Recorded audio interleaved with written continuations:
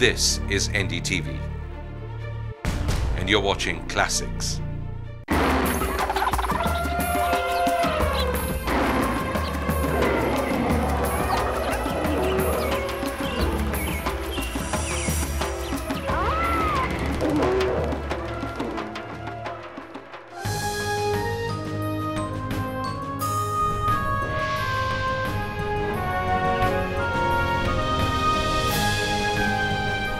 Safari India में आपका स्वागत है। नमस्कार, मैं हूं ऋचा श्रीवास्तव। इस हफ्ते सफारी इंडिया सैर करने निकला था चिल्का लेक की, जो एशिया में ब्रैकिश वाटर के लगून में यानी नमकीन पानी के लगून में दुनिया में अव्वल नंबर में माना जाता है। जब हम चिल्का लेक की तरफ निकले तो हमको लोगों ने बताया, उड़ीसा के ही लोगों ने बताया कि यहाँ पे चिल्का लेक के ठीक बगल में एक गाँव है मंगला जोड़ी नाम का। वहाँ पे दुनिया भर से काफ़ी बड़ी तादाद में चिड़ियाँ पधारी हैं। हमको आश्चर्य इसलिए हुआ क्योंकि मंगला जोड़ी गांव बहुत सालों से जाना जाता रहा है कि यहाँ पे सबसे ज़्यादा चिड़िया मारी जाती हैं। तो आइए देखते हैं कि मंगला जोड़ी में जब हम पहुँचे तो हमको वहाँ क्या मिला।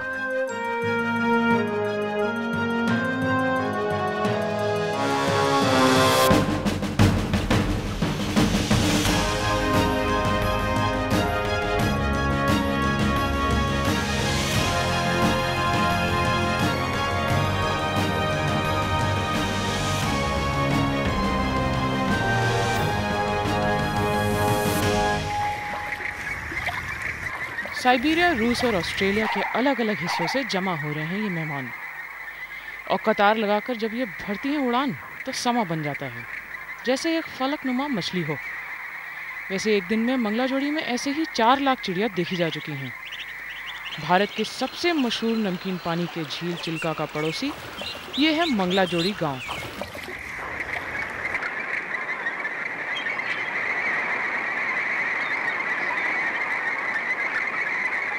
ये शानदार नज़ारा देखकर आपको लगेगा कि शायद हमेशा से ऐसा ही रहा होगा। ये तो सच है कि पहले भी दुनिया भर से चिड़िया यहाँ पधारती, लेकिन तब यहाँ बन जाता था जैसे खून का दरिया।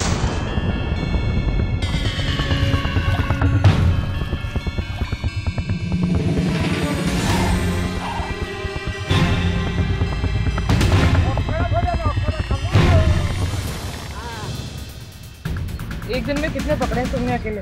अकेले 30-40 एक दिन में, और वो 5-10 हज़ार लाते एक महीने में।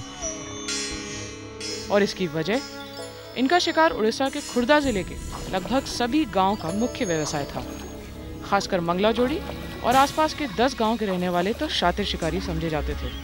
चिड़िया के मांस और उनके अंडों को यहाँ के पारंपरिक खाने का हिस्सा माना जाता रहा है।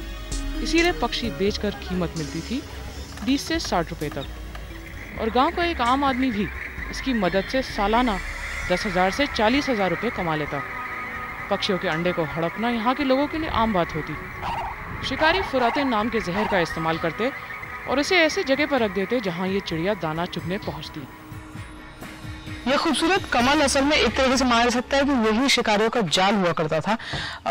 चिड़ियों का इंतजार करते हुए इसी में ये जहर की पुड़िया रख देते थे। अब तब्दीली ये हुई है कि ये शिकारी आज भी चिड़ियों का इंतजार करते हैं, लेकिन दुनिया भर से आए मेहमान चिड़ियों का इंतजार ही मेजबान की तरह करते हैं, उनको बचाने में लगे हुए हैं।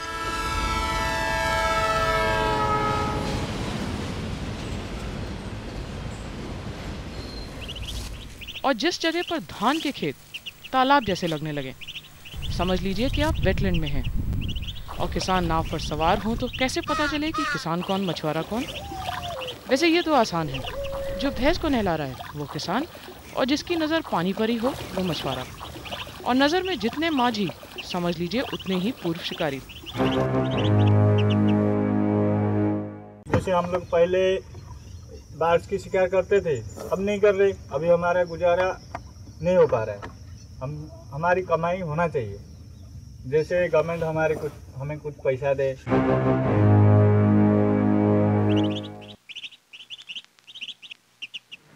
असल में ये पनिहारी गलियां ही पूरे गांव की आर्थिक धड़कन है।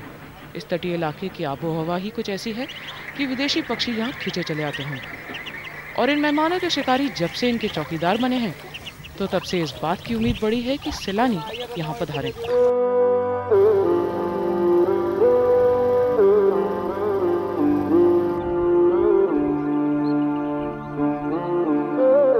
आखिर ये तब्दीली कैसे आई, क्योंकि ना ये पूरा इलाका राष्ट्रीय उद्यान का हिस्सा है, ना ही कोई यहाँ पे सरकारी मुहिम छेड़ी गई है।